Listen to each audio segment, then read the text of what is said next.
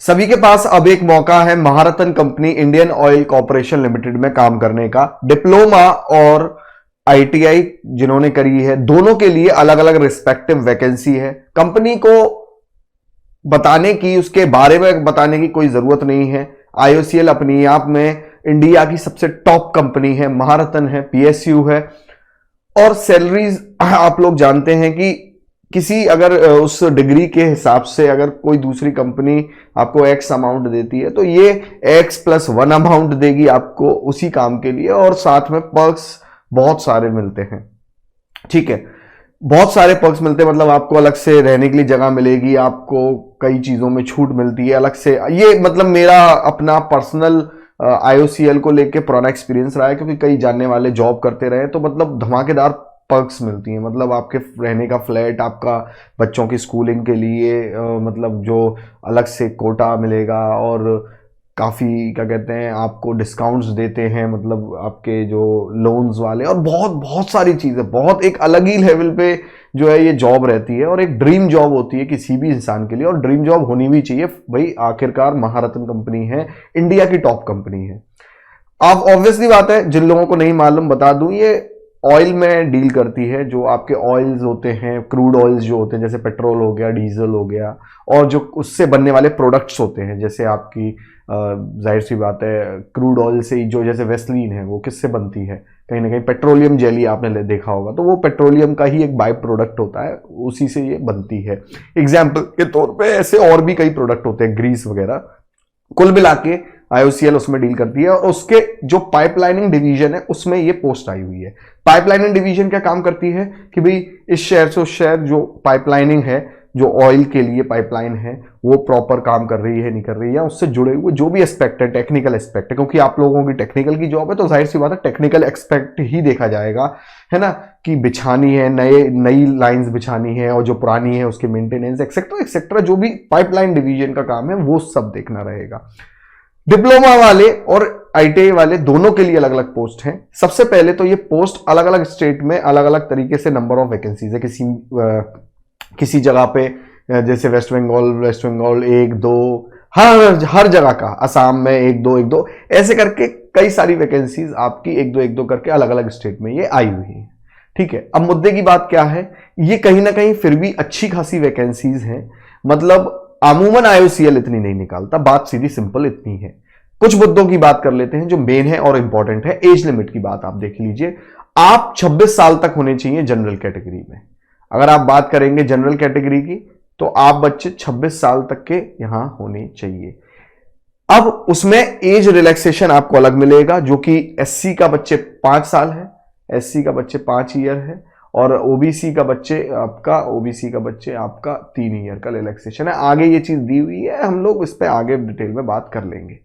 खैर एससी और एसटी दोनों एक साथ ले लीजिएगा ना, हाँ ये दोनों एक साथ है, उसका 5 साल का रिलैक्सेशन है। पर एक बात ध्यान रख लीजिए, इन्होंने डेट मेंशन करी हुई है साफ कि जनरल की एज के लिए 26 साल जो आप होने चाहिए वो 24/1/2022 तक होने चाहिए। मतलब 24 जनवरी जो ये अभी निकल के गया ही है, वहां तक आप 26 होने चाहिए।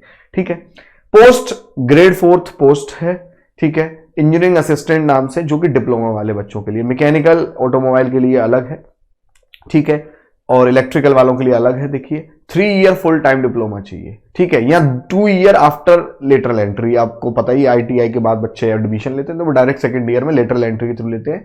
इलेक्ट्रिकल या इलेक्ट्रिकल इलेक्ट्रॉनिक्स, इनमें डिप्लोमा होना चाहिए। ठीक है, देखिए एक आपका इंजीनियरिंग असिस्टेंट इलेक्ट्रिकल नाम से है, एक आपका इंजीनियरिंग असिस्टेंट T&I नाम से है। ठीक है ना, T&I नाम से है, जिसमें भी आपको किससे डिप्लोमा होना चाहिए, वही इलेक्ट्रॉनिक्स से होना चाहिए, है ना, ये इलेक्ट्रॉनिक्स से डिप्लोमा के लिए। और जो ईए की पोस्ट है और वो जो ऑपरेशंस में, उसमें इलेक्ट्रिकल का डिप्लोमा मांगा है। पर इसमें देखिएगा आप लोग, इसमें केवल और केवल किसका डिप्लोमा मांगा है, इलेक्ट्रॉनिक्स का, केवल इलेक्ट्रॉनिक्स का डिप्लोमा। यहाँ इलेक्ट्रिकल का डिप्लोमा है ही नहीं, यहाँ इलेक्ट्रिकल का डिप्लोमा है ही नहीं। ठीक है ना, चलिए ये इतना पॉइंट क्लियर है। पर हाँ एक चीज है, जैसे जो भी इन्होंने स्पष्ट मेंशन कर रखी है ब्रांचेस, आप देखिए इलेक्ट्रॉनिक्स एंड कम्युनिकेशन, टेलीकम्युनिकेशन, ये मेंशन कर रखी है स्पेशली।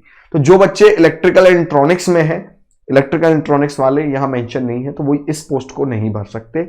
हाँ यहां क्योंकि देखिए मेंशन इलेक्ट्रिकल इलेक्ट्रॉनिक्स, तो भैया ये ऑपरेशन के लिए वैलिड है। अलग अलग फॉर्म नहीं भरा जाएगा, आपका फॉर्म एक ही भरा जाएगा, पर जो जिस पोस्ट के लिए वैलिड होगा वो उसमें काउंट हो जाएगा। सभी को 55% होने चाहिए, ठीक है, और आपके मिनिमम 55% क्राइटेरिया इन्होंने रखा हुआ है, तो लगभग ज्यादा से ज्यादा स्टूडेंट इसे भर सकते हैं।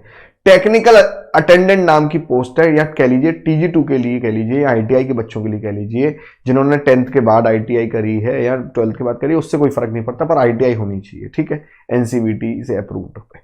तो कुल मिला के ITI के लिए कौन कौन सी डिग्री इन्होंने बोली हुई है, इलेक्ट्रीशियन या इलेक्ट्रॉनिक मैकेनिक भी भर सकता है, फिटर भी भर सकता है, एक्सेट्रा एक्सेट्रा, इन्होंने बहुत सारी इन्होंने इलेक्ट्रीशियन से पोस्टें दी हुई हैं, ठीक है ना। तो ये सब लोग भर सकते हैं ITI की पोस्ट के लिए, और 2 साल की डिग्री होनी चाहिए, दैट्स इट। ITI होती ही 2 साल की है, और उससे पहले कुछ होता ही नहीं है, मतलब आप देखेंगे तो 10th के बाद ही बच्चे ITI करते हैं। वही डेट का जो एज का जो फैक्टर बताया है वो 24 जनवरी तक आप लोग होने चाहिए, और हाँ कंप्लीटेड डिग्री होनी चाहिए। पहले ही बोल देता हूं, इसमें ऐसा कुछ नहीं लिखा हुआ कि कोई रनिंग में डिप्लोमा में हो तो वो भरे, ऐसा कुछ भी नहीं है, ठीक है ना।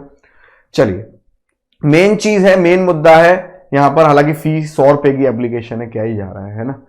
अब कंसेशन देख लीजिए, वही जो मैं बात कर रहा था, 5 साल के लिए SC/ST का है, 3 साल के लिए OBC का है, और 26 साल की उम्र भैया 24 जनवरी तक जनरल के लिए होनी चाहिए। हाँ भाई, मिनिमम क्राइटेरिया भी दिया है, 18 साल से कम का कोई बंदा नहीं होना चाहिए। चलिए मोटा मोटा बात करते हैं, रिटन एग्जाम किस किस तरीके से होगा, सबको पता है, MCQ होना है, 100 क्वेश्चन होने हैं रिटन एग्जाम में, ठीक है, 100 क्वेश्चन यहां पर आपके रिटन एग्जाम में होने हैं। अब 100 क्वेश्चन में से 100 क्वेश्चन है तो 100 ही मार्क्स होंगे, ठीक है, सबके 1-1 मार्क्स हैं, सिंपल, जिसमें से 75 क्वेश्चन किसके होंगे बच्चे, डिप्लोमा लेवल या जो भी है, मतलब आप ITI लेवल के हो तो ITI, डिप्लोमा के हो तो डिप्लोमा के क्वेश्चंस, ठीक है, और आपकी ब्रांच के रिलेटेड, ठीक है, तो वो आपका टेक्निकल फील्ड जो भी है, आप मैकेनिकल से डिप्लोमा हो, आप इलेक्ट्रिकल से, वो सब। और 25% बच्चे होगा आपका इसमें नॉन टेक, 25% नॉन टेक मतलब general aptitude, general English, reasoning और जनरल नॉलेज, ठीक है ना। तो 4 सब्जेक्ट हैं इसके अंदर, याद रखिए 4 नॉन टेक सब्जेक्ट हैं। वो क्या क्या है, एप्टीट्यूड, रीजनिंग, इंग्लिश और क्वांट, या कह लो मैथ कह लो, और जनरल नॉलेज, ठीक है।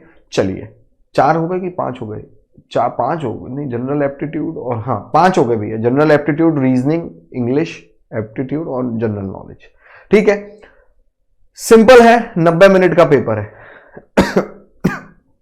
90 मिनट में 100 क्वेश्चन करने हैं। सॉरी, तो कुछ अच्छा ही टाइम पीरियड दिया है, कोई ऐसा वो दिक्कत वाली बात नहीं है।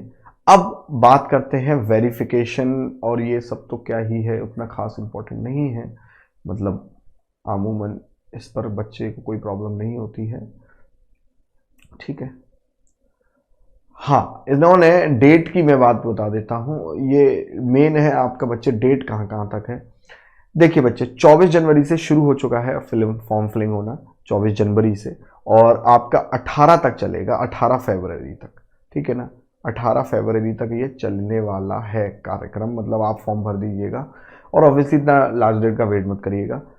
ये इन्होंने बताया है कि लगभग 14 फरवरी तक आप एडमिट कार्ड डाउनलोड कर सकते हैं, और 27 मार्च तक आपका एग्जाम हो जाएगा, ऐसा ये बता के चल रहे हैं टेंटेटिवली, और मोस्टली IOCL वाले लगभग करेक्ट ही बैठते हैं, बहुत ज़्यादा उसमें अंतर नहीं होता, क्योंकि ये जो PSUs हैं ये सरकार से बहुत ज़्यादा रेगुलेटेड नहीं होती हैं, बहुत ज़्यादा हस्तक्षेप सरकार का नहीं हो पाता है, मतलब आमूमन 90% केसेस में देखा गया है, जितना जितना लगभग ये बताती हैं हो जाता है, ठीक है।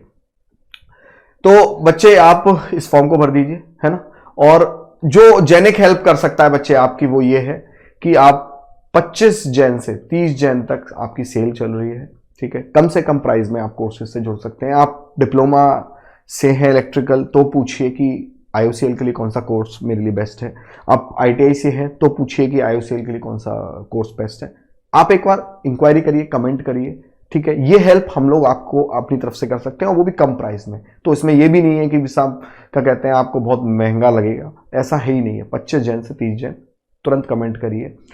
कोई भी और डिटेल को आपको प्रॉब्लम आए, ठीक है, मैं चंद्र प्रकाश आप लोगों के लिए खड़ा हूं, जेनिक आप लोगों के लिए खड़ा है। Thank you and have a nice day. Hopefully आप फॉर्म जल्दी भरेंगे।